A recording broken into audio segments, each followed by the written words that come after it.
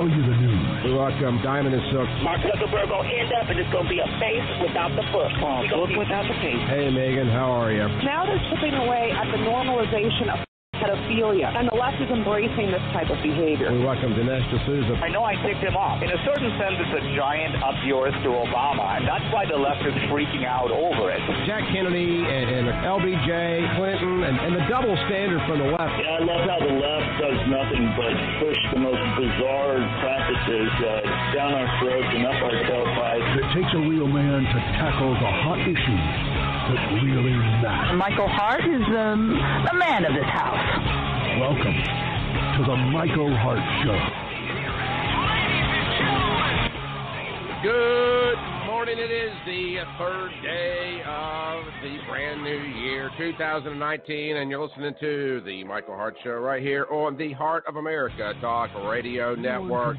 So much to talk about today. We've got our weekly speed date with Megan Barth scheduled here in a little bit under an hour. We're going to be breaking down some of the brand new laws that are affecting many people across the United States, a lot of brand new state laws that may very well be coming to a state near you. Also, some interesting comments from Mitt Romney, what Trump got right in the last year, a few things that he might have gotten wrong in the last year as well.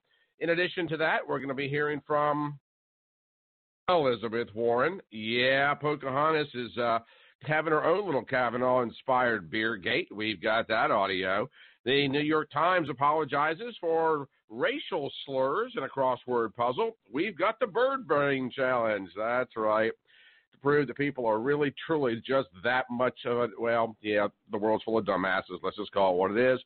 The bird box challenge inspired by the Netflix movie prompts a warning from Netflix. We've also got the Associated Press and their garbage obituary of a conservative writer. Also, your calls at 929-477-3761. So a lot going on today, a lot going on throughout the course of the last couple of days. And, of course, much of it still revolves around the shutdown in Washington, D.C. Hope it's not affecting you too terribly much because unless you're trying to go to a park in D.C., it's probably not having any impact on you whatsoever. There are quite a few media outlets that I have been in touch with over the course of the last 3 weeks probably, but it's ramped up after the holidays about my comments on the shutdown. And it seems to have so many folks just all twisting in the wind as the debate becomes obviously between the wall and the government shutdown, and now Donald Trump screaming at the top of his lungs, and we had a fiery dust-up at the White House just a day or so ago. So we're going to cover a lot of that stuff a little bit later on when we are joined by Megan. We have had the on-again, off-again from Elizabeth Warren about whether or not she is going to be a candidate in 2020. This is going to be so much fun. We are going to be putting together, hopefully within the next 14 days, a video component to this program because there is no way I am going to get into presidential election season without being able to demonstrate my complete disdain for some of these candidates with my amazingly accomplished eye rolls and shoulder shrugs and otherwise blistering smirks. And I wouldn't want you guys to miss out on that, as we're going to be breaking down a lot of the candidacies from some of the wackadoodles. We are still waiting to hear whether or not Kamala Harris is going to throw her hat in the ring. Already we're getting additional allegations about the lifetimes and sexual proclivities of Bernie Sanders, of all people. Too early in the day to have that conversation. I haven't had nearly enough coffee, and I haven't had a Xanax yet, so we can't talk about Bernie Sanders. More coffee. Good stuff right there. All right, so Elizabeth Warren trying to look as, Clinton-esque, and I do mean Bill, as possible, put out an interesting video on YouTube a day or so ago. I really don't know the purpose of this, other than just to look like one of you guys or something. This is one of the few times where the video itself isn't necessarily germane to the audio. In other words, you're not missing out by not seeing the video. Check this out. Elizabeth Warren wants to be your next president, and this is just weird. Hold on a sec. I'm going to get me a beer. Now, she's going to the fridge to get a beer. Hey, Robert, my husband Bruce is now in here. You want a beer? No, I'll pass on the beer for now. You sure? Okay, say hello to folks. Yes. So, this is my sweetie. Hello. And I'm crazy. I love you. I love you too. Thank you for being here. Pleasure. I'm glad you're here. Yeah, enjoy your He beer. lives Who we got here Why would so he be far? there? Skylar, and 14 others.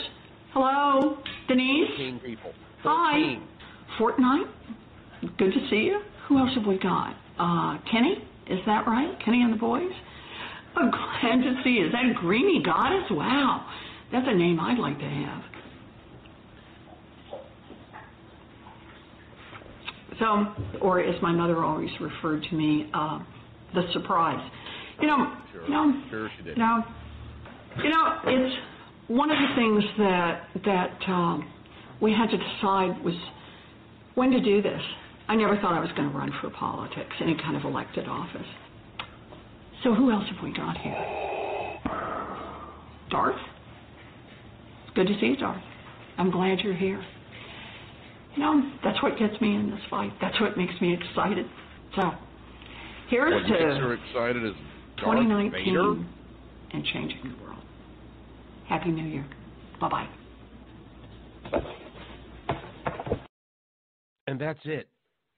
It's her going to the refrigerator, getting a beer on her Facebook Live, that while she was live, had a walloping 14 people tune in. She goes to get the beer as though she is acting, I don't know, blue collar. Takes one sip of the beer. Husband happens to walk in. Thanks for being here. This is where the guy stays, Some of the people that are listening, I think one was Green Goblin. She wishes she had a name like that. It's a nickname. You can adopt it, Lizzie. Then we had Darth Vader in a very eerie, breathing heavy into the microphone response. Oh, and Fortnite.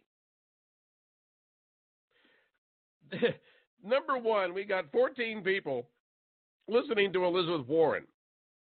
Then we've got these 14 people listening to Elizabeth Warren and watching her take a sip of a beer and then wishing them Happy New Year. This woman is not ready for the Twitter sphere because she can't even do a Facebook Live worth of crap. And this is somebody that the Democratic Socialist, never mind. I stepped all over it. I'm sorry.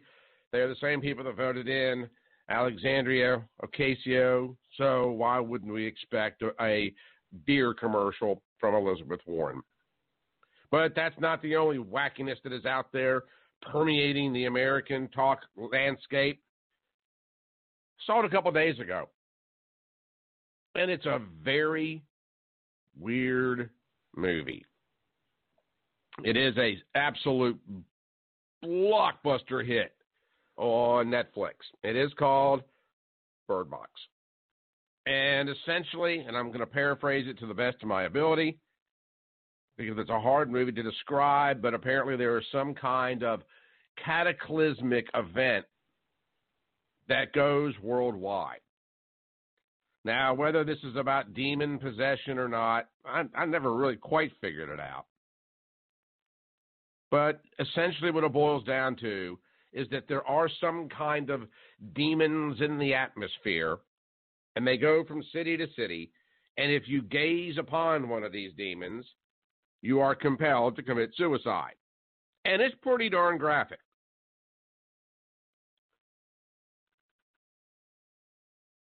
I was able to just endure it. Don't know that I'll ever watch it again. First off, I'm not one of the types that is big on scary movies. Although I would not necessarily call it particularly frightening. It is definitely dark.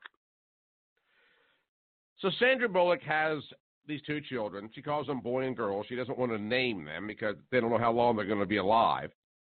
I guess she doesn't want that emotional attachment. But the whole movie is them trying to get to a sanctuary that ends, I won't say the end of it, but blindfolded.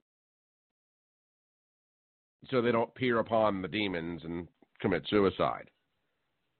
But all throughout the movie, they're doing some relatively difficult tasks while blindfolded. Well, now apparently we have a brand new challenge, and you can see this coming, can't you? No pun intended, but yeah, the Bird Box Blindness Bird Brain Challenge of going through and doing everyday tasks completely sightless. On Wednesday, Netflix actually issued a warning to viewers taking part in the so-called Bird Box Challenge, in which people, again, are called to do everyday tasks blindfolded. For whatever this is worth to you, and I haven't done it in some years, but I do have a relatively good amount of experience on open white water. Done quite a few of the rivers in primarily the southeastern United States. I've done some class 3. Water has 6 different classes, 1 to 6. Niagara Falls would be a 6. You start getting up around 3, it's getting a little dicey. You get up in the 4s and 5s, you're riding some water, y'all. Well, I have done a lot of class 3 water, a fair amount of class 4 water, and one time some class 5 water, which was actually class 4 water that was rain swollen. Classes can be fluid. Don't get that? It's a pun. But the classifications can indeed be fluid. Temporarily. You ain't doing no white water with no mask on. It ain't happening. But then again, it's a movie. So at the end of the day here, Netflix has to come out and warn people to stop putting blindfolds on and doing stupid things. Several people have taken to social media to partake in the Bird Box Challenge, which does, again, require people to do everyday tasks blindfolded.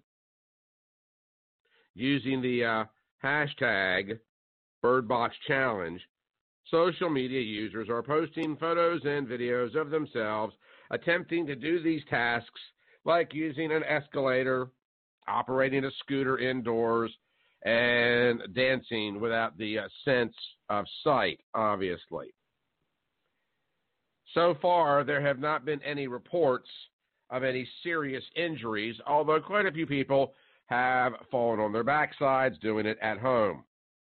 However, we have yet to have a DA attempt to go down a Class 3 or Class 4 water rapid for the purposes of making it to said sanctuary. I can almost assure you that is coming.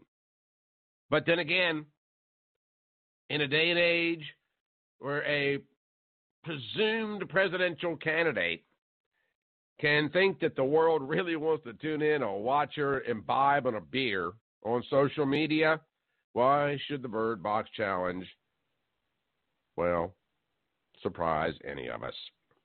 Another story that I found interesting, and what we're doing here is primarily just going through some of the crazier news. And I'm going to tell you something else, too, and maybe it's just the fact that the media was kind of stalled out over the course of the holiday season like so many other people have been.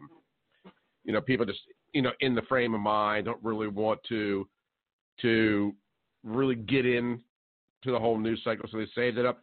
So we've got a whole lot more we're going to be covering today. We have got the New York Times apologizing for a racial slur. But I'll be honest with you, really and truly, I did not know this was a racial slur.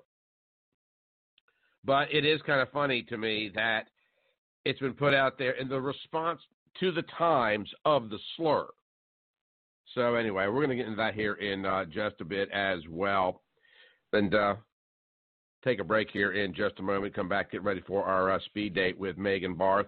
Also, an interesting observation by Karl Rove on the comments of incoming junior Senator Mitt Romney. We'll be talking about mittens here in just a little bit. Some new state laws you're going to want to know about. But first, without any further ado, let's go right to the phone calls before we pay a light bill or two. And by the way, the number is 929-477-3761. That's 929-477-3761. And let's bop out here to Mr. T. What's up, Tolly? Good morning, Michael. I had not heard the Elizabeth Warren ad until you played it. And I've got to tell you, my gut reaction is that's a good ad.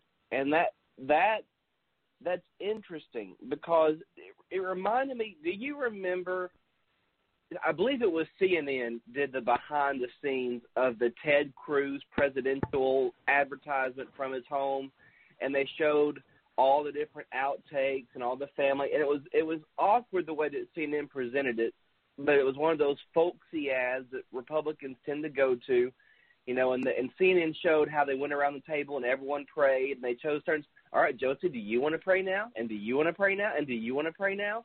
You know, and it has, the Elizabeth Warren ad has that same kind of vibe to me, except for Democrats. You know, Tolly, I understand what you're saying about, you know, connecting with people where they are. I get all that. But it's obvious, you know, in the case of, because, you know, you mentioned Mitt Romney, but we also saw this kind of stuff going all the way back to the Kennedy administration when Jackie O, of course she wouldn't have been Jackie O then, but when Jackie is walking people through the White House, the private residence portion of the White House, and showing the china and the drapes and all that kind of stuff. I understand, you know, the folksy appeal of that, but this is obvious that she's uncomfortable with the beer. You know, it's obvious that, you know, the husband just happens to pop by and thanks for stopping in. The video is nothing like anything that is going to make me want to connect with this woman. Now, you can feel that way, but I found it to be remarkably childish.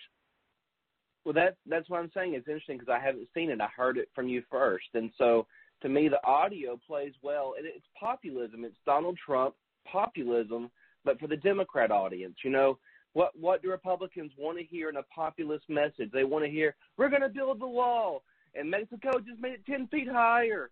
You know, and again, saying stuff like that has very little substance to it, and I think that's now coming back 2 years later to bite him over this government shutdown, because I think most of his administration will tell him that a physical wall is probably not the most effective way to patrol and secure our border, and I think he probably knows that. But he campaigned in such. They say you campaign in prose, or you campaign in poetry, but you govern in prose. He campaigned in such folksy poetry of, we're going to build a wall, that now it is time to write the prose of, well, that wall is going to be digital, and we're going to have lots of cameras, and we're not really going to actually build a wall over every river and fort between here and Mexico. You know, I think it's interesting that Warren is doing that so well, or to me, I think, is taking that approach, and I think she's doing it well for her Democrat base. If anything, she might be doing it too early. If her Democrat base is a Darth Vader heavy breather into the microphone, watching her other, but see, Tommy, I don't want those people making decisions about the president of the United States. Again, I understand the argument about populism, but there's a big difference between vote for me because I'm going to secure America's borders, and I'm going to, you know, respect law enforcement and rebuild the Justice Department. You know, that's folksy enough. But vote for me because I'm so normal, I have a beer in my refrigerator. I understand the folksiness. I understand the populism. I understand what you're talking about. But if you watch the video, I think you'll see that it was very, very poorly produced. It's obvious that it's overwhelmingly pandering, and she did such a crappy job of it at least, Trump, that is part and parcel of his personality. It's not hers. And so you've got to – go ahead. I was just going to say, let me tell you something that should scare you, because I think it does appeal to her base. I think it does appeal. And, Michael, the last time that a non-incumbent, like if you exclude George W. Bush in his first term, the last time a non-incumbent Republican won the popular vote in this country for president was 30 years ago in 1988 with George Herbert Walker Bush. You have to go back 30 years for the majority of Americans to vote for a non-incumbent, already in office, Republican. And I'm just, these are the people of America that this appeals to. That's what America looks like today. And it should scare you, yeah. I think it should, maybe make you lose a little bit of your humanity to realize what America has become. So America looks like people that call themselves Darth Vader and Fortnite, which, again, is also two unbelievably uncreative monikers. So now we've got Fortnite and Darth Vader and Green Goblin or whoever on social media electing the next president of the United States. Have you not gone through your cable TV packages lately, Michael? If you look at your cable TV package, you'll know that what you're saying is correct. That is what America looks like now. We are that crazy. We literally are that crazy. And I think she could win. I think she could be the nominee. The only thing is she's maybe a little early, and who knows what Biden's going to do.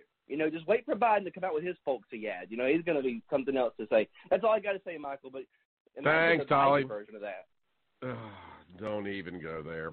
Thank you, my friend. All right, guys, let's take a real quick break and reset. We come back on the other side. Mitt Romney, the newly minted senator, has some comments for the Donald. We'll get into that. Also, some brand new state laws that you're going to want to be aware of moving through the year of 2019. Wouldn't want to be in violation of some of those laws. 9 o'clock, we'll be joined by Megan Barth of ReaganBabe.com. So a whole lot to cover before we get out of here today. Y'all stick around. You're listening to the Michael Hart Show right here on the Heart of America Talk Radio Network. Short break, right back, and your calls. Y'all just stick around.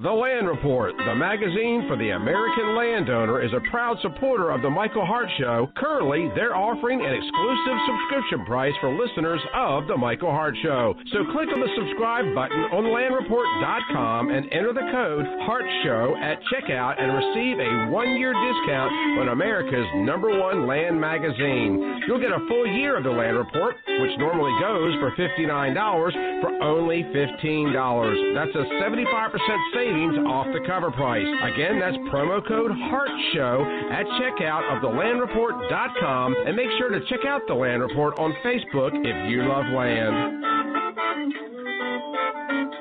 Heart of America and the Michael Hart Show is brought to you in part by the Unknown America Project. Unknown America, Myths and Little-Known Oddities about the greatest nation on earth, explores many of the falsehoods and fallacies and revisions in American history that impact the beliefs and the thoughts of many people in this country today.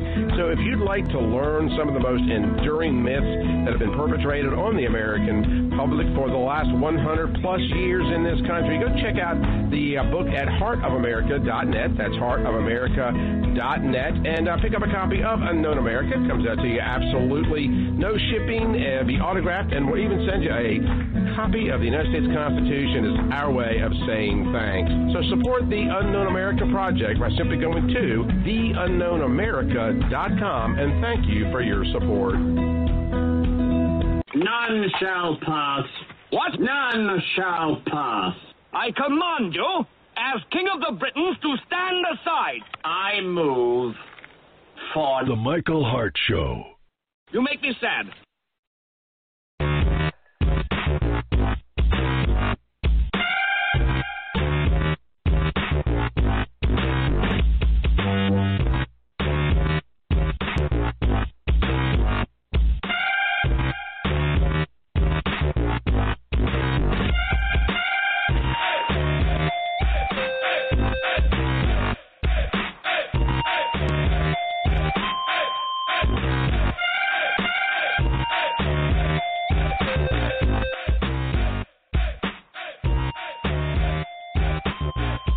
You get one chance to introduce yourself in a new role, and Mitt Romney chose to introduce himself as a U.S. Senator from Utah by attacking President Trump. He could have just as easily spent that time in that column drawing a line between he and the president without ever mentioning the president's name by talking about what it is that he wanted to exemplify in the Senate and the issues that he felt were important to push for the country. But instead, I'm a little mystified as to why the opening paragraphs of this op-ed were so directly aimed at the president.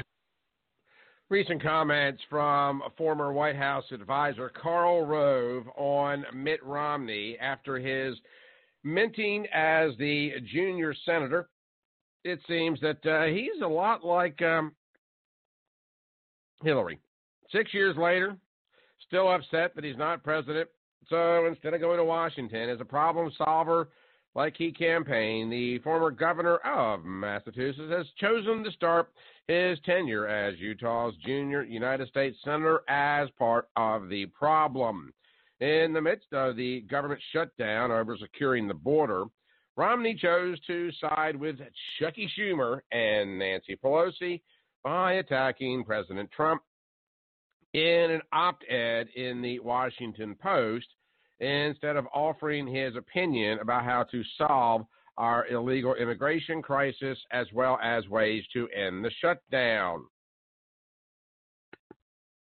The behavior, by many estimations, is extremely disappointing coming from someone who was the Republican nominee for president in 2012. Now, going back to the call that we had a few moments ago with our friend from the North and talking about Elizabeth Warren and that is America today. And then superimposing Donald Trump's antics, and some of them are antics, over his message of populism. Are we not getting closer and closer and closer to the basic theme of the movie Idiocracy? Plants love Brondel. Brondel make plants grow. Because I'm going to tell you something. I'm feeling stupider by the day. There's an old adage, and a lot of motivational speakers have adopted it, but it's actually this observation belongs to a guy by the name of Jim Rohn. Now, Rohn has passed away some years ago. And I really think it would benefit folks to ponder this observation, that we become the average of the 5 people we spend the most time with. That does not necessarily mean in a physical sense. Hopefully, one of your 5 is Jesus Christ. One of your 5 might be a founding father. Hopefully, one of your 5 is either one or both of your parents.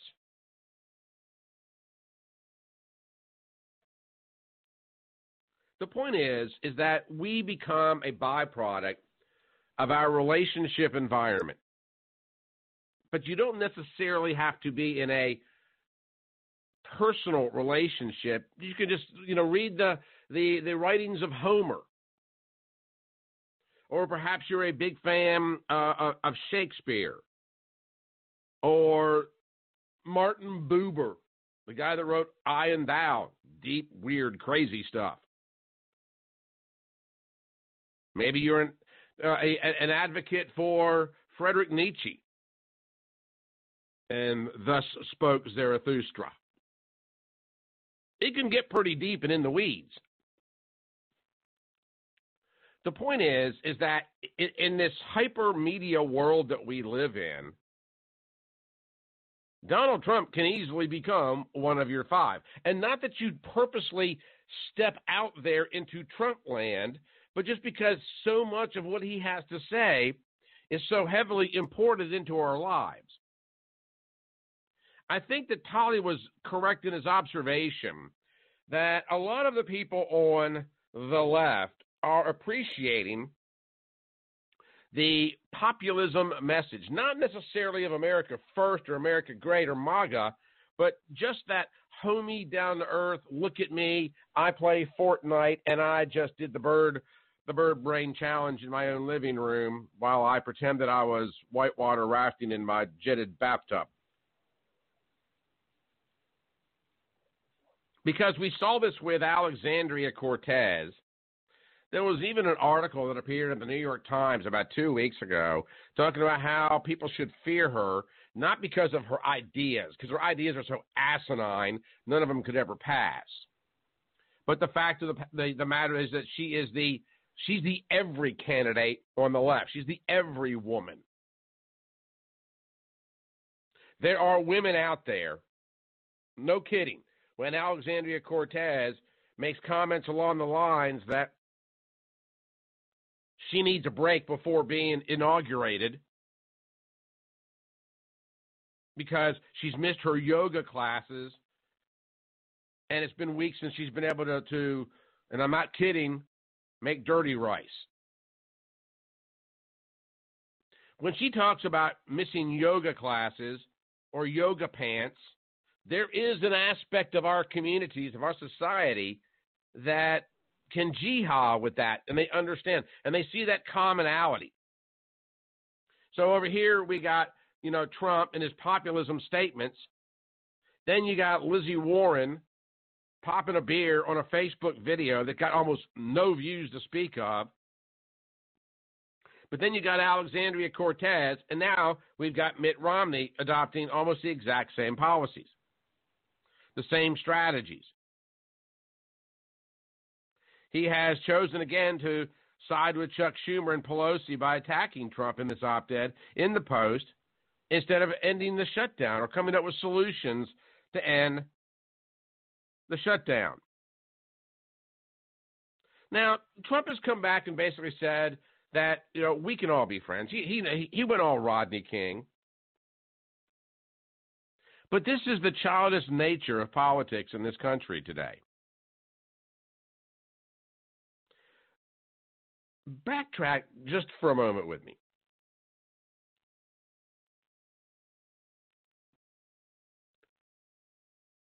You've got a woman that has gone on social media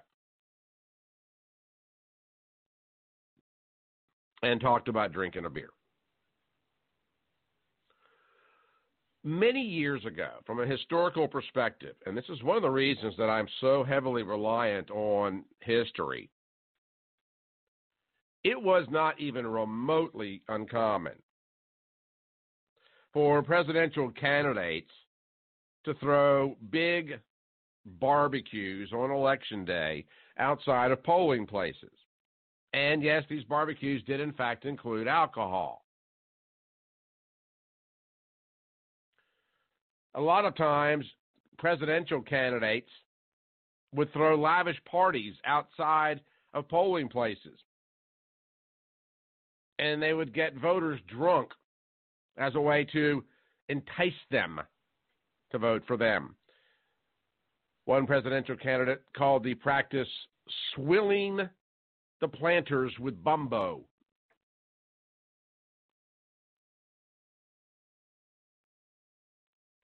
Hey, this is one talk radio host that has absolutely no opposition to a cold beer. But you sure as hell don't need to be imbibing on a dozen of them before you go in to vote for President of the United States. The methodology here is to dub down as much as you possibly can. And Tolly is correct. We are becoming stupider by the day. Mitt Romney has now chosen to telegraph the fact that it's about Mitt Romney. There was absolutely no reason whatsoever for this particular op-ed. David Bossie wrote, sadly, Utah is not Mitt Romney's number one priority. It's Mitt Romney.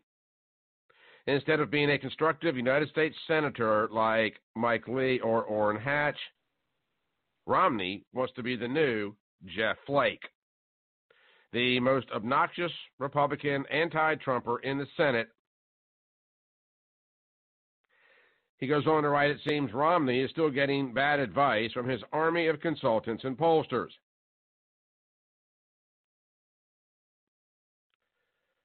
Yep, he's pretty much a Jeff Flake or former Tennessee Senator Bob Corker or maybe even a John Kasich.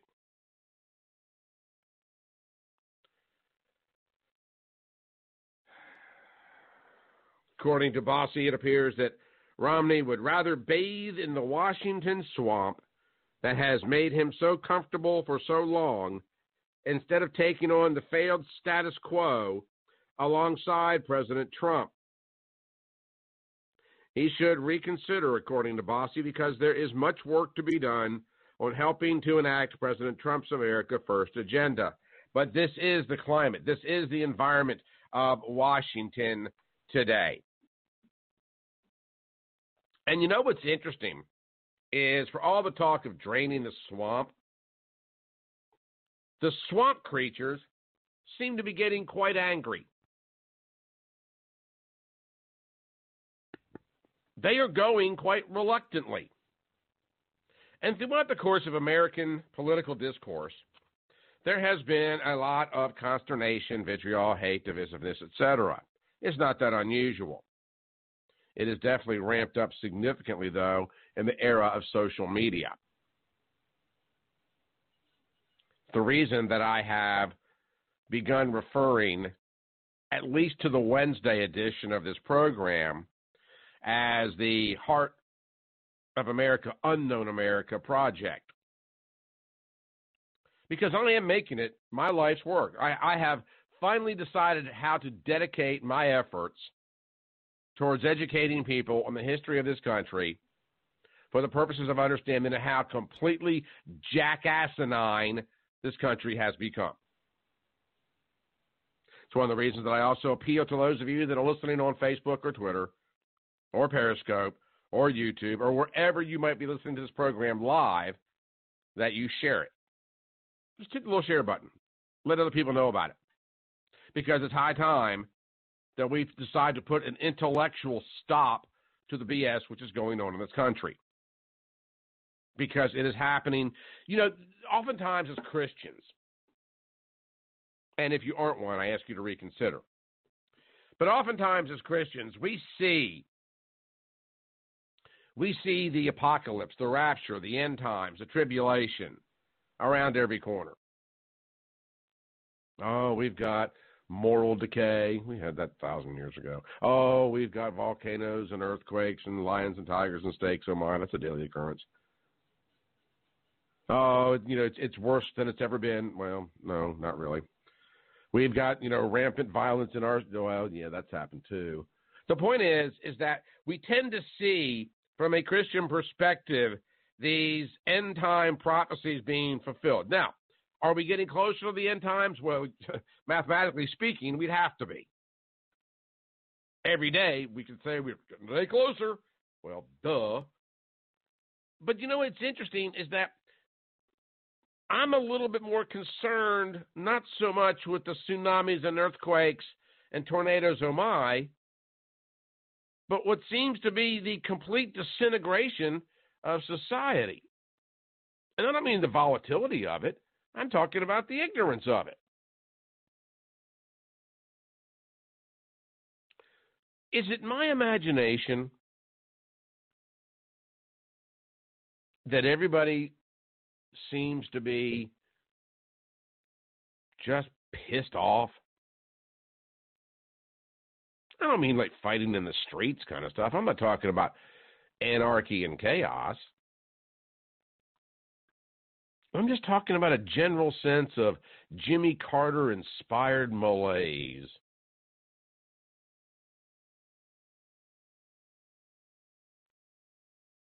Feels that way. At least it does to me. which is what is getting us the Elizabeth Warrens of the world, now the Mitt Romneys of the world. And you could easily make the argument that when it comes to swamp creatures, your classic hard right, neocon Republican, you know who I'm talking about. The one that the left holds so much angst and anger and hatred towards. Neocons. You would think that the leader, at least at one point in time, of that movement would have been a Karl Rove-esque character, if not Rove himself.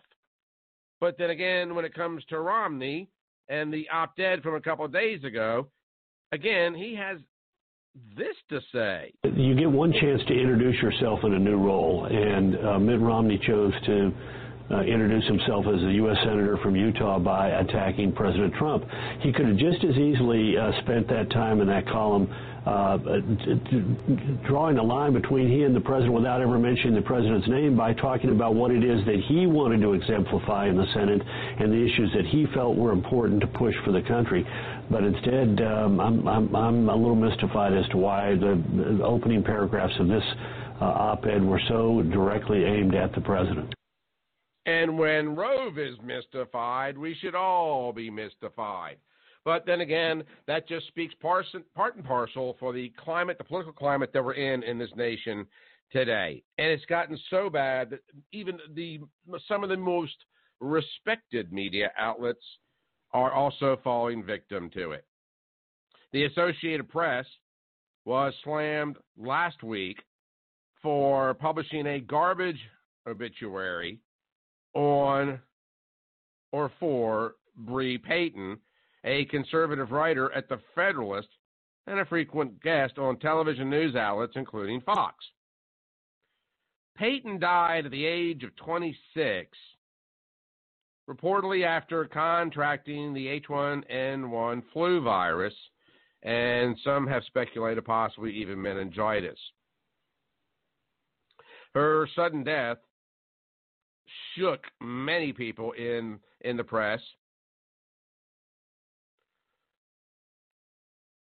In recent appearances, this, by the way, is in the obituary. In recent appearances on Fox News, Payton has condemned what she called fake news media coverage of President Trump and the sexist and bigoted coverage of First Lady Melania. That's in the obituary in the AP. One writer noted that the paragraph was, again, garbage, saying that reducing her professional work to that one lone, measly, tasteless sentence marked the epitome of unprofessionalism. Bree Payton commonly wrote stories on subjects ranging from Kanye West to Supreme Court rulings and breaking news. However, Matt Vespa with Town Hall pointed out that the AP was making the entirety of her work solely on Trump versus the media paradigm, and noted it was not the first time that the AP had trashed someone they didn't like due to political affiliation. In death,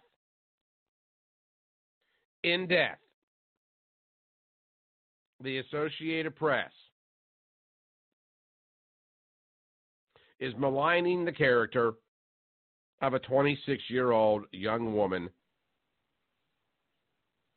But then again, what should we expect in the era of social media beer drinking, headdress wearing presidential candidates?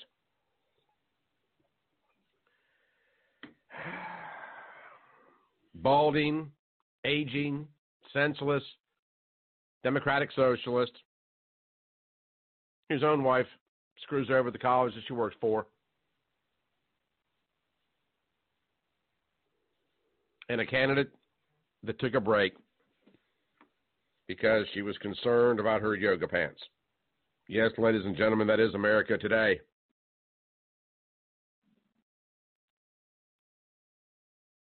What say you? 929-477-37 61. Let's get out to the phones and see what's on Clark's mind. Good morning, Clark, and a Happy New Year to you. Well, Happy New Year to you, Michael. Everything going to suit so far? Yeah, I mean, I still got about 45 minutes to go this morning, so we can certainly go off the rails in due time. Well, things could always happen. So on Elizabeth Warren, and I've got to go to the refrigerator and get a beer, do you think that maybe back during the Obama administration, the liberal elites decided that if they would talk about having beers with someone or drinking beer, this would make them relatable to the unwashed that they needed to get to vote for them? That's all I can figure. Yeah, I'm not really certain, Clark. I mean, it's obvious that Warren is trying to kowtow to the voters in some regard or another. And if you watch the video, it's absolutely hysterical because it's obvious that most of who is watching her are, a bunch of kids. One of them calls himself Fortnite or whatever the case may be. But, it's one thing to have alcohol at a polling place. It's something totally different to try to look cool. It's like Barbara Mandrell. If you remember the song from years ago, I was country when country wasn't cool.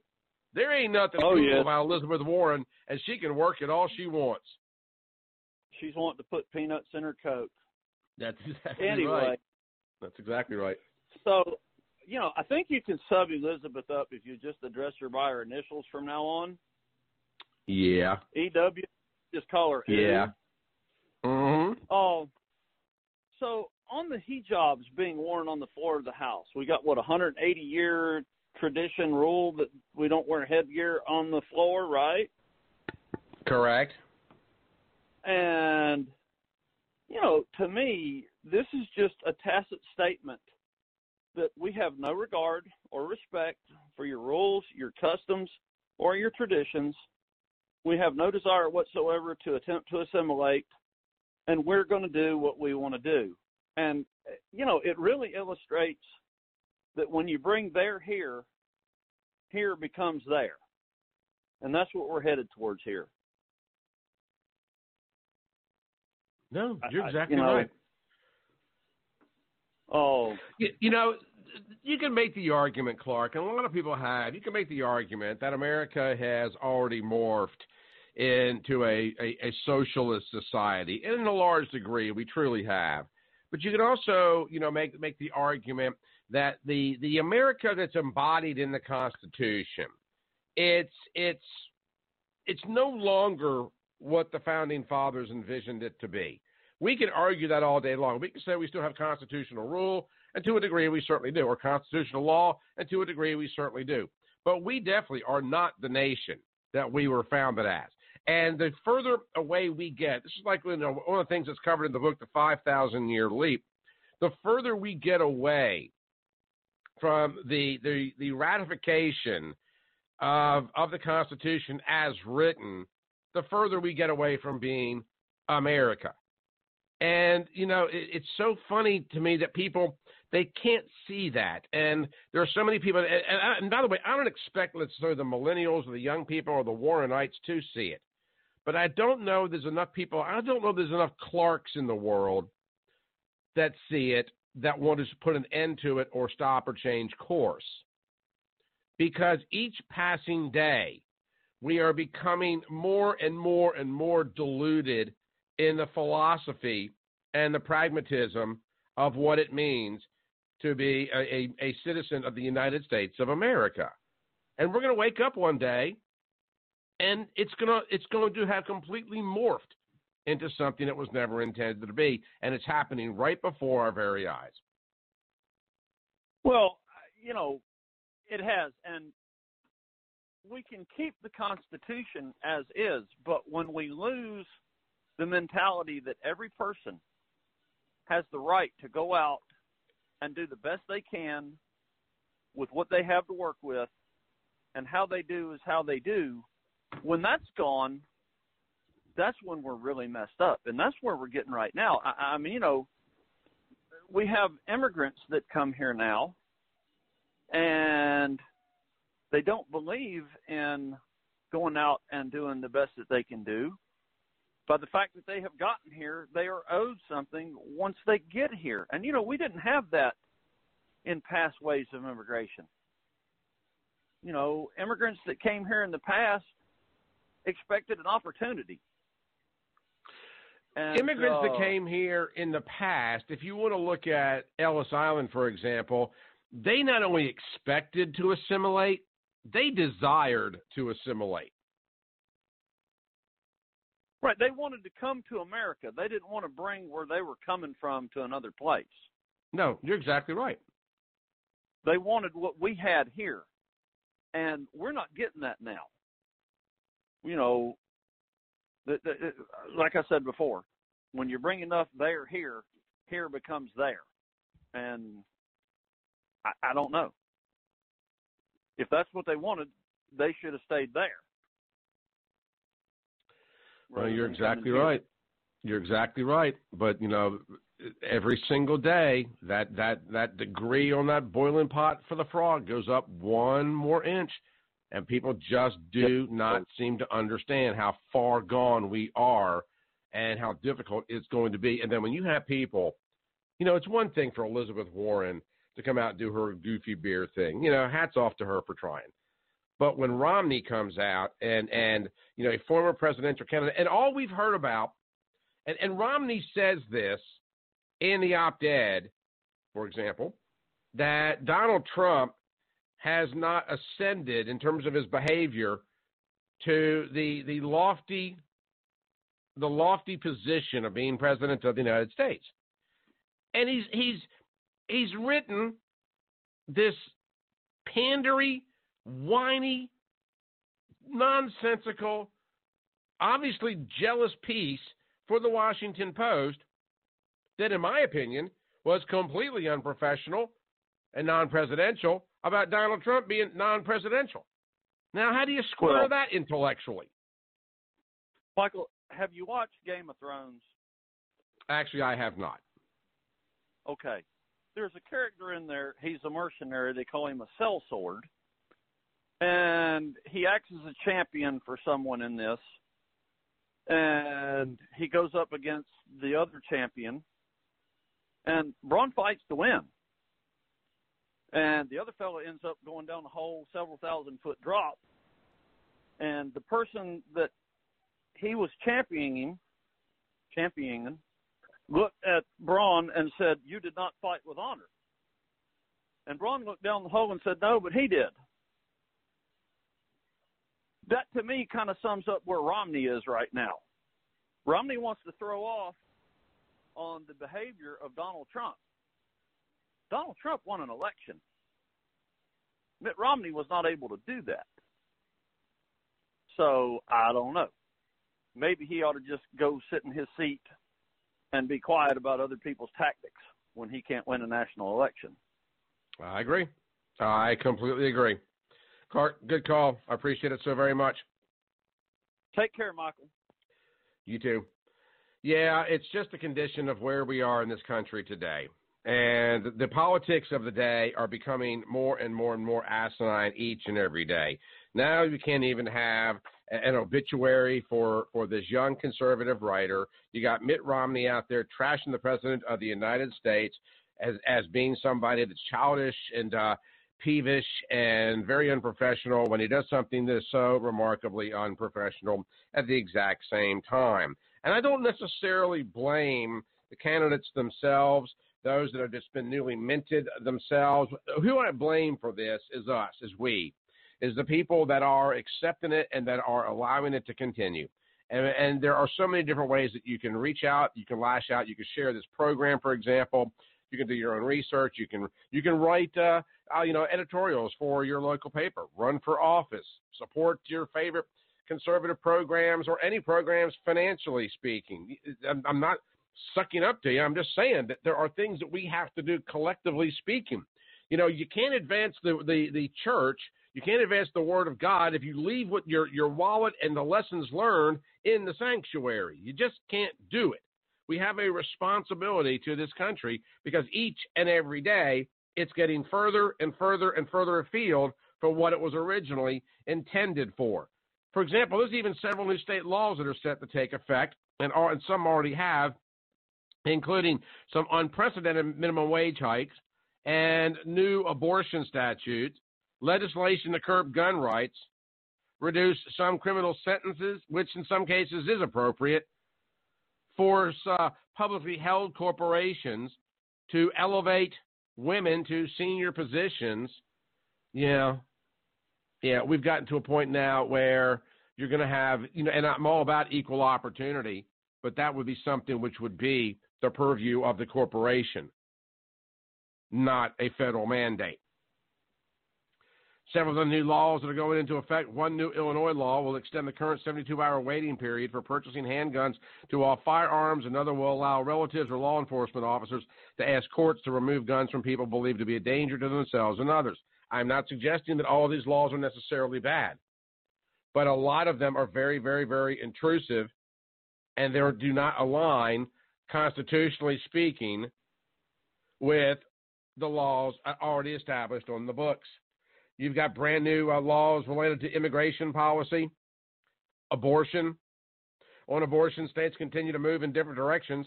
A new Washington law will require contraception coverage in health insurance, and if a policy covers maternity care, will also require it to cover abortions. Now, let me give you an example here. The state of Washington, this new law is going to require contraception coverage in health insurance. All right. If you can't spring the dollar for the prophylactic, you don't need to be engaging in the act. All because it's covered, literally. What in the world makes us think that it's going to be used? I mean, okay. Everybody gets free contraception. And that can take the form of a, that thing. But because it's covered doesn't mean it's going to be applied. Again, idiotic legislation for people too stupid to think for themselves.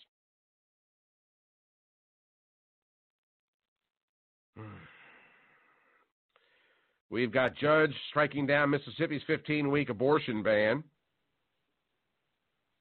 A Kansas law, facing a court challenge, by the way, bans telemedicine abortions, in which parents seeking abortion pills can consult with doctors through teleconferencing.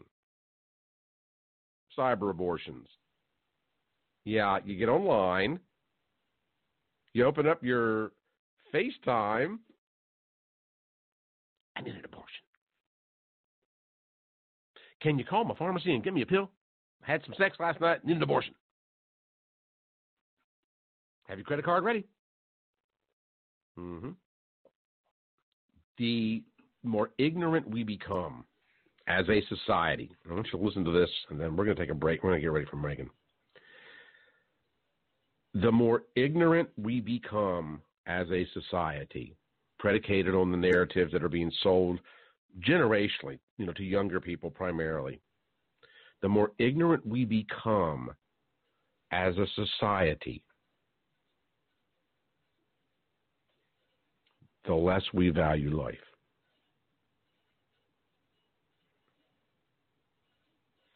We have abortions.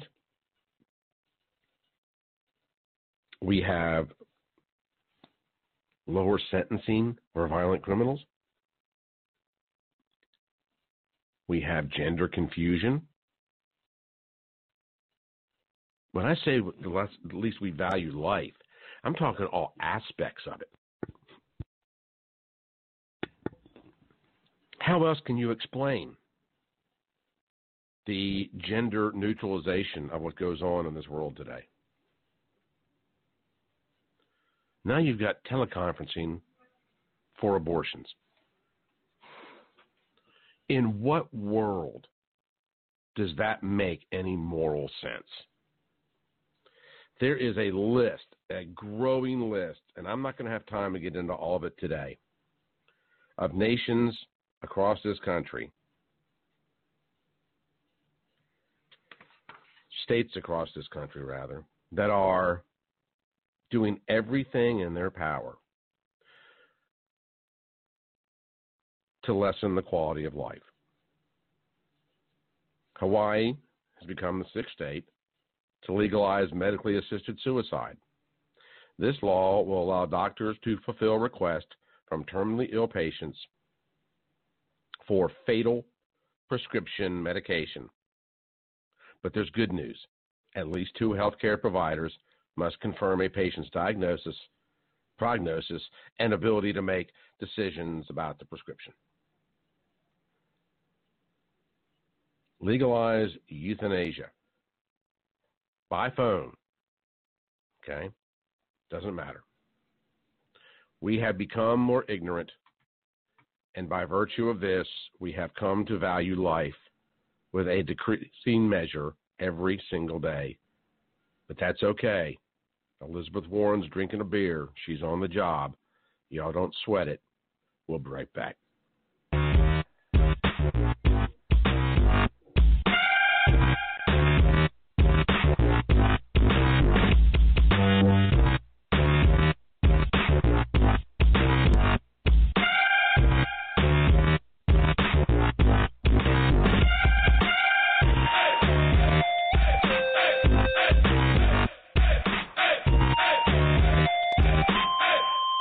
Is your home's crawl space making your family sick? Let Alabama Water Management inspect your crawl space today. A wet, moldy crawl space can cause serious foundation problems. They are breeding grounds for disgusting odors, polluted air, potentially harmful allergens, and volatile organic compounds that can actually make breathing difficult and the air in your home very unhealthy. Don't take chances with your family's health. If your home has a crawl space, call Alabama Water Management today for a no-cost, no-obligation crawl space inspection. Heart of America and the Michael Hart Show is brought to you in part by the Unknown America Project. Unknown America, myths and little-known oddities about the greatest nation on earth, explores many of the falsehoods and fallacies and revisions in American history that impact the beliefs and the thoughts of many people in this country today.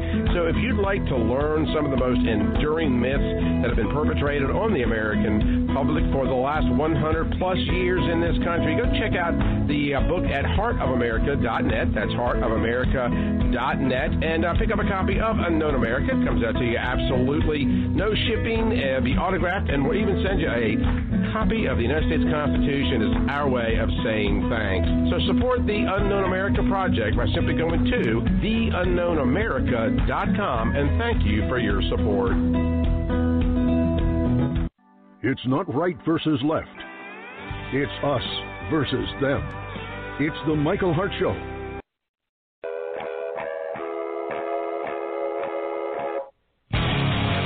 Anyone can tell you the news. We welcome Diamond and Silk. Mark Zuckerberg will end up and it's going to be a face without the book. Book without the face. Hey, Megan, how are you? Now they're chipping away at the normalization of pedophilia, and the left is embracing this type of behavior. We welcome Dinesh D'Souza. I know I ticked him off. In a certain sense, it's a giant up yours to Obama, and that's why the left is freaking out over it. Jack Kennedy and LBJ, Clinton, and the double standard from the left. Yeah, I love how the left does nothing but push the most bizarre practices down our throats and up our tailpipes. It takes a real man to tackle the hot issues that really matter. Michael Hart is the man of this house. Welcome to the Michael Hart Show. And it's Thursday, so you know what that means. It is time for our regular weekly speed date with none other than Megan Barth of ReaganBabe.com. Good morning, Megan. How are you? Good morning, Michael. I'm doing great. Happy New Year. Happy New Year to you as well. I don't even know where to start with all the stuff I want to talk to you about. So, yeah, we've got a new year. We've got a continuing shutdown. We've got a new senator in Mitt Romney running his mouth. We got. Did you see the Elizabeth Warren video? Yes, I did. Yes, I did. I'm waiting for her Howard Dean moment. Oh my! That might have been it. That is a fantastic observation. I had forgotten all about that. Oh yeah, no, I it was epic. It was an epic fail. She's standing in her kitchen. She decides to get with the cool kids and go on like Facebook Live or something and live stream. And she goes, oh, look at that. My husband just walked in. Well, hi, darling. How are you? Would you like a beer?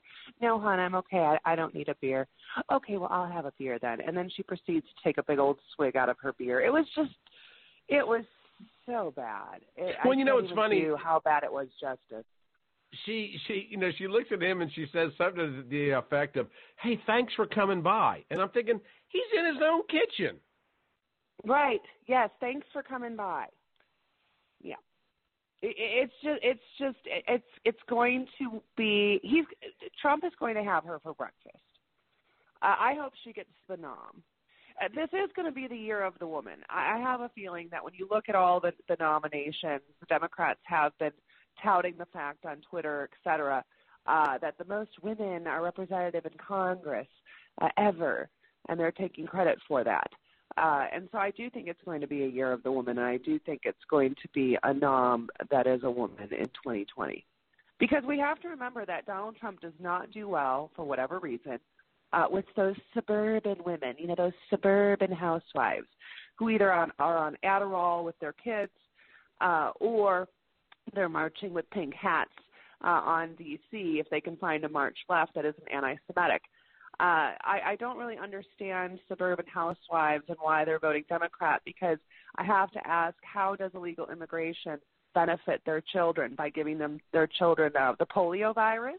Or maybe they just like all of their tax dollars, $138 billion a year, going to the care, welfare, incarceration, and treatment of illegal aliens. Because really that's who the Democrats support. That's who the Democrats represent, are illegal aliens. Well, it is kind of, I would say funny, but it's so sad just to see some of the idiocracy which is going on. We talked earlier about how the Associated Press had trashed this Bree Payton in an obituary, and you got Romney out there. It's so bad for Romney in terms of this op-ed. Even Karl Rove, the rightest of the rights, comes out and talks about, about how idiotic Romney's statements are and why bring that to bear. And I mean, I've got a list here of just idiocracies that I can't even get my head around. And I swear, Megan, I think it's gotten worse since last week. Oh, just prepare yourselves. The Trump derangement syndrome is going to go into overdrive now that we're into 2019 and 2020 is just around the corner. Yeah. Mitt Romney, I would not be surprised if he's a spoiler. And that would give the Democrats the win in 2020. Because the Never-Trumpers don't want the establishment. The Never-Trumpers do not want Trump to win in 2020. They didn't want him to win in 2016. And he might be, kind of the Mormon Ross Perot, if you will. You know something, that is, it's a scary thought, but I think you're really and truly on to something. A lot of people don't realize that way back in the day, 100 years ago, Howard Taft was a very popular president, and the left wanted to get the Federal Reserve Act passed, and Woodrow Wilson was run against Taft, but they knew he couldn't beat Taft, so they entered in Teddy Roosevelt of the old Bull Moose Party to take votes off of Taft, and Wilson won. It's almost exactly what you're talking about in 2020. That's a scary observation, Megan. Well, I think it's something we should be prepared for. As you said, history does repeat itself, but also Mitt Romney's father is the one that sabotaged Ronald Reagan, I think back in 76, if I'm not mistaken, and you're more of a historian than I am. But the Romneys have a long history of bucking conservatives because they're moderate. And it's supposedly only moderates can win. I haven't seen one yet. I mean, they win statewide elections. They don't win national elections. But don't you remember when Romney was president? Yeah, me neither. But he could certainly be a spoiler. He wouldn't get the evangelicals, of course, but he didn't do badly his first time around. If he would only if only he fought Obama as hard as he fought Trump, he might have won, and he might give a win to the Democrats in 2020. I just wouldn't doubt it. He'll get the backers. No, I mean, I think you're absolutely onto something there, and that is extraordinarily scary to me because, I made a comment before you came on today. because Donald Trump obviously, in part, ran on the idea of draining the swamp, and I get that. The swamp creatures, however, I think that they thought that it maybe was, just a lot of flippant airplay and a great Twitter slogan, but they really seem to be doubling down on their desire to flip this guy out of office. It wouldn't surprise me if you got Republicans on board with the impending impeachment talk, which you also know is coming. So it's very interesting to see how factionalized the Republican Party has become. And, we've often heard talk about, we need a third party in this country, and the Libertarians, they obviously are a third party. I don't know they, are ever going to gain enough momentum to take the White House. But I'm starting to wonder if Trump wouldn't have the possibility of doing that, because it's obvious that the hard-right Republicans, the Romneys of the world, the Corkers of the world, the Kasichs of the world, they're having nothing to do with him. So what does that look like in the future? What does that look like in 2020? Because, it hadn't really even dawned on me until you brought it up. But the whole Romney as a third wheel thing really concerns me. Well, yeah, I think it should. Like I said, I think that he would get the backers, for the nice, gentler, moderate Republicans. We hear that all the time. We heard that from Kasich. We now heard that from Romney. We've heard that from others in and around D.C.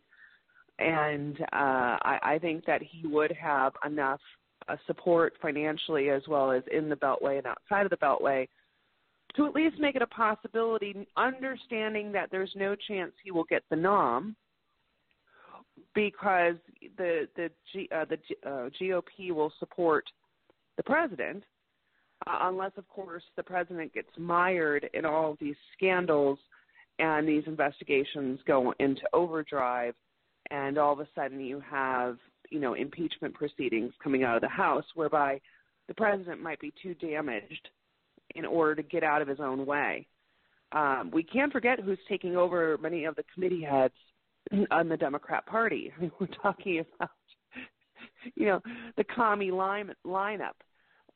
Maxine Waters, Jerry Nadler, Adam Schiff, and the list goes on and on of these commies that will do anything to hide their own crimes and misdemeanors that they've committed. And so the swamp is fighting back. The swamp is very dirty. And, we can't thank the Republicans for doing anything about it or carrying out the MAGA agenda, because Paul Ryan didn't. He didn't do a damn thing. What Paul Ryan and Mitch McConnell have done are oversee the largest expansion of federal government in our federal government's history. Yesterday was the last day they could have, I don't know, perhaps appointed another special counsel to look into all the crimes of the Democrats. They could have found the $5 billion to build the wall. They could have gone nuclear. Mitch McConnell didn't.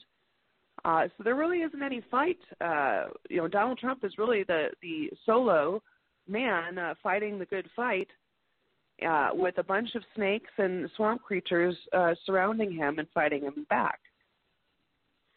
Or fighting What against. What do you make about Mike Pence had brought up the idea of a compromise on the border wall? I want to say the number was $2.3 billion, as opposed to the 5.6 that Trump wants.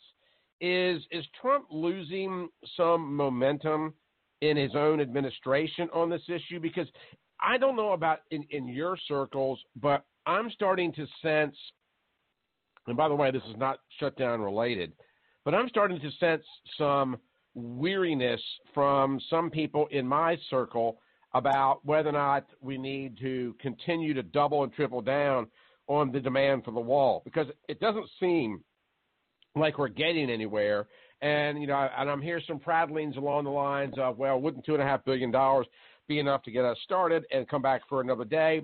Because I think some people are beginning to sense that this is like, two parents or two married people arguing over how they're going to spend, the windfall, if they're going to buy, a brand new bass boat, or they're going to go on a vacation or buy mama a new fur coat. it's starting to feel a little on the childish side from the perspective of those that I speak to, or am I just completely wrong about that, Megan? Well, I don't know who you speak to, but the Democrats haven't agreed to $2.5 billion, have they? I think the last they haven't. Democrats, it was all Pence. So $2.5 billion is moot because they haven't even agreed to $2.5 billion. I think the most they want to give is $1.5 billion. But that said, I think we can all survive the fact if the Smithsonian is shut down for a few more months or our border. Really, that's how we have to look at this. Do we do without the Smithsonian, or do we do without border security and let illegal aliens flood our borders and be protected by the Democrats?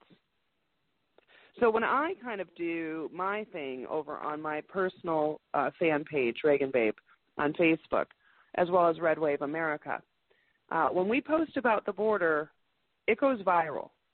And so I know that the American people, a majority of the American people, and even the Quinnipiac polls and all of the polls show that Americans are against illegal immigration. Not legal immigration, illegal immigration. No, some are against legal immigration. But a majority of the Americans are against illegal immigration. A majority of Americans want the wall. A majority of Republicans want the wall. I think around the high 40s of Democrats want the wall. So it's not a real true partisan issue, and border security should not be a partisan issue. But why should we compromise on something so important as the border? The only thing we're really risking is the Smithsonian being shut down. And I say 800,000 federal workers who are non-essential are not essential. The size of government, the fact that 800,000 workers represent only 20% or 20% of our federal government, I believe is called fat. So trim the fat, like any business would do, and no business would ever hire and fully vest in employees that were non-essential. Well, I do know that there's a lot of people out there that obviously support the wall and the desire for it. I just don't know, and what I hear from the emails, whatnot that I get, there seems to be a growing sense of doubt that it's going to be accomplished this time around. And that I'm not suggesting that the support for the idea is waning, but just that the practice, and again, it has nothing to do with the shutdown. I couldn't care less. You know, I've been to the Smithsonian. You know, it's a nice facility, but quite frankly, it's, you know, it could use some updating. Just, you know, leave it out there. But, you know, I just don't know that where we're going to be with this in, you know, 4, 5, 6 months if it's that protracted. And I guess what I'm trying to say in a roundabout way, Megan, is I just don't know the likelihood of success because it doesn't seem like he's making any progress. Not suggesting he should stop. I just don't know that it's going to be viable for this time around, considering the fact that you've got all these newly minted representatives that are so defiant about it. And I don't know if there's a different approach. I don't know if there's different language, but I definitely understand that the support is there. I just I'm concerned about the successfulness of that effort at this point in time. Well, it's all about the message, and it's all about marketing the message. And, you know, the Trump administration, the GOP, the RNC, whoever really wants to handle the marketing after Trump's tweets, should really highlight the amount of deaths every single day and have like a running total of how many Americans have died at the hands of an illegal alien. We at least have one a day, it seems, one every other day, whether it's a drunk driver or whether it's the cop up in Newman who is a legal immigrant that got shot in cold blood by a person who had no business being here, who had 2 DUIs, an illegal alien. You know, if you or I had 2 DUIs, we would not be driving drunk again. We'd be in jail. We would have an ankle monitor on. We would have some sort of monitor on our car. He had none of those.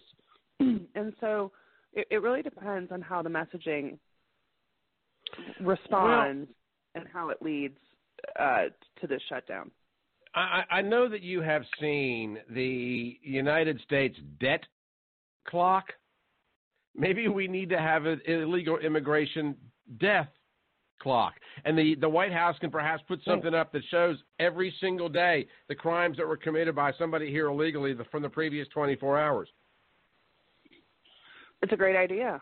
I mean, if you know anybody in the administration, I would definitely propose that, because, you know, when you start adding up all the numbers, the deaths and the disease, et cetera, that is directly related to illegal immigration, you got to put that in neon, and you got to put that in bold lettering in order for the American people to understand. You know, this is the deal with the Democrats. They conflate illegal immigration and legal immigration, and they do so in order to deceive the American people into believing that illegal immigration is not a problem. And, you know, you kind of have to ask yourselves, why are the Democrats turning their backs on Americans in favor of illegal aliens? Well, it's all about their power. I can't remember who tweeted out yesterday. It might have been Hatch. I think it was Grassley. You know, that he can't believe that the Democrats, you know, don't want to come to the table and do a deal. They don't want a deal on illegal immigration. They want power.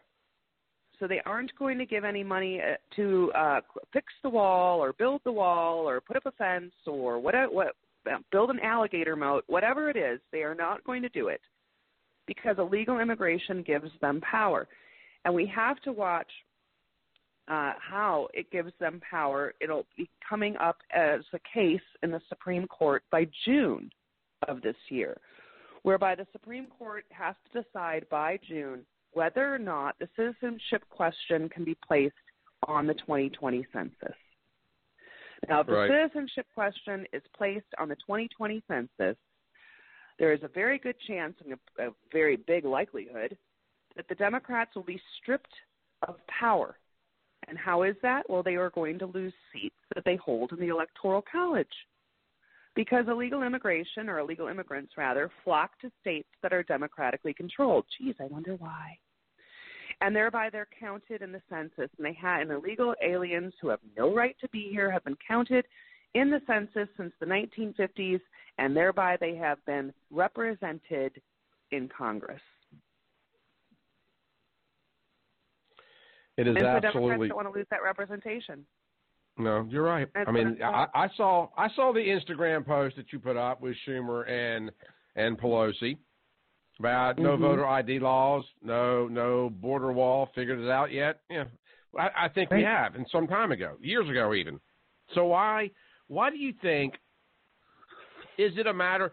You know, let me kind of digress here just for a second. Is Trump's messaging style and the Trump derangement, et cetera, prohibiting other people, the people that don't like Trump? Is his messaging prohibiting people from understanding this issue? Because you are correct in the sense that it's overwhelmingly obvious what's going on to anybody with an IQ above that of a armadillo.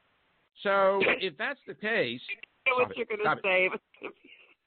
Well, it just comes out. I can't help myself. But I know. You know, it's so overwhelmingly obvious. Is it just people that can't hear it? They don't want to believe it?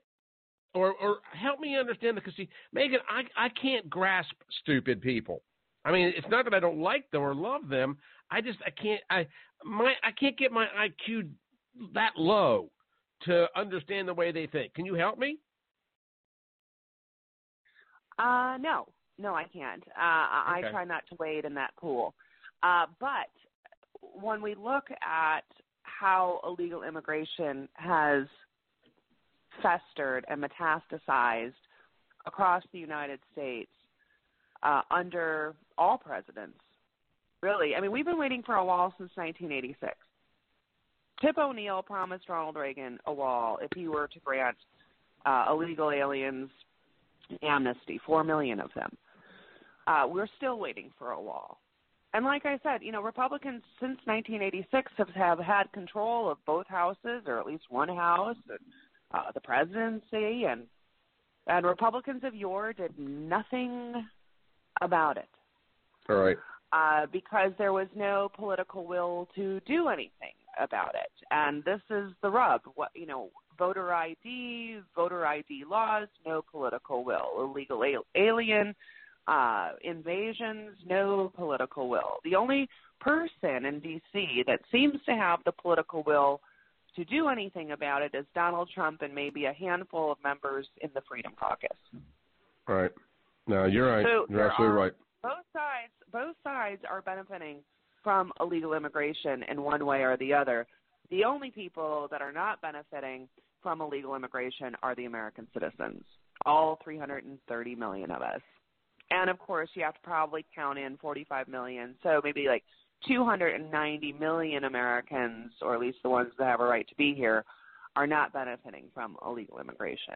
Because illegal immigration is ruining our education system. It's ruining our hospitals. It's ruining our communities. It's, like I said, we spend over $100 billion a year on illegal immigration. $100 billion.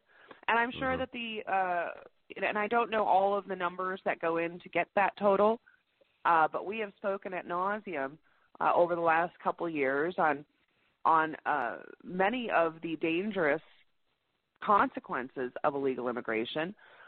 But I think one of the most dangerous consequences of illegal immigration is how it impacts our schools, because our kids are being robbed of the money that should be going to their education, and instead what we're doing is building this whole new bureaucracy of English as a second language. You've got 86 different languages spoken in Buffalo, New York, thereby having to hire all these different teachers and these bilingual teachers, which is more money that your tax dollars are going to. Mm-hmm. And what ends up happening is they end up staring at Facebook watching Elizabeth Warren drink a beer because they've been so remarkably dumbed down. Oh, hi, Megan, honey. Thanks for stopping by. Yeah. Megan, unfortunately, we're out of time. Real quick, tell everybody where they can find Megan Barth. ReaganBabe.com, ReaganBabe on Facebook, and at ReaganBabe on Twitter. And check out our Facebook page at Red Wave America as well. Excellent. Megan, thank you so much. You bring it as you always do. We appreciate we appreciate you stopping by. We'll definitely talk to you next week.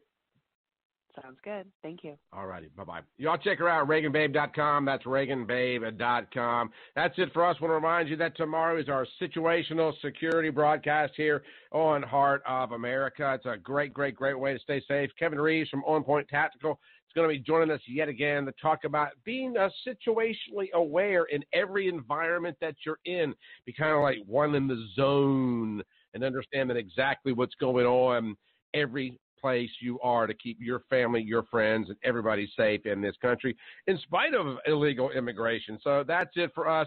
You've been listening to Heart of America right here on the Heart of America Talk Radio Network. Do not forget to check out our friends over at LibertyOneTech.com. This program is brought to you in part by Liberty One Tech. Visit them at LibertyOneTech.com and save 15% on Talk Text Plus when you mention Heart of America.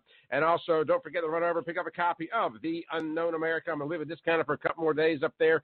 TheUnknownAmerica.com, TheUnknownAmerica.com. We'll even send you a copy of the Constitution. We'll autograph it and waive the shipping and handling for those of you that order the book right away. That's it for us. Back with you tomorrow with Situational Security. You've been listening to The Michael Hart Show right here on the Heart of America Talk Radio Network.